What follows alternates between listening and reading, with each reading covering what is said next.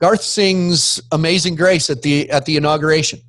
And his goal there, and this to me, I've never met Garth Brooks all these years. Thanks, Randy. I appreciate that. I've never met Garth. He seems like the kind of guy that says, you know what, I'm going to go do this because I'm going to be the guy that steps in and tries to bring something together here. It does nothing but good, in my opinion. And you hit it right on the head. If you know Garth, people that know Garth know how loving, appreciative, kind, humble that guy is.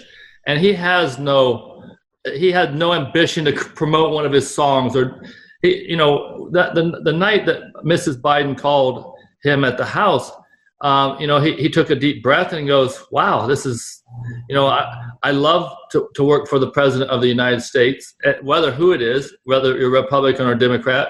And he said, he goes, let's take some time and think about this and we'll make a decision tomorrow.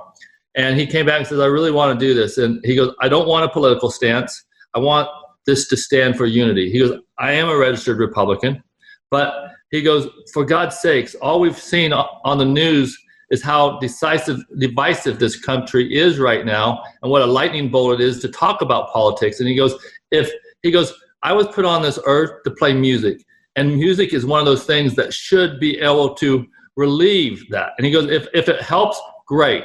And that's what he did.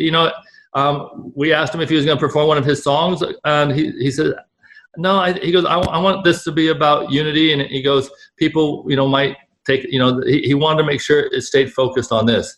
And everyone wants to say, well, he didn't play President Trump's inauguration.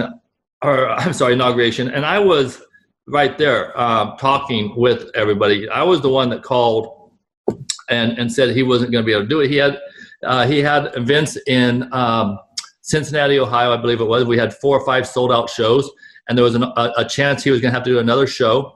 And we were in Cincinnati on that Friday. If they could have moved the inauguration a day or two, sure, Garth would have done the President Trump's.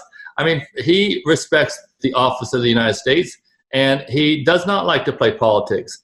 But unfortunately, it's so divisive right now. I just hate to see what's on Twitter, but there's so many people that after they saw it, there was that feeling of love in the air and a feeling of whether it's right or wrong, he's trying to do the right thing.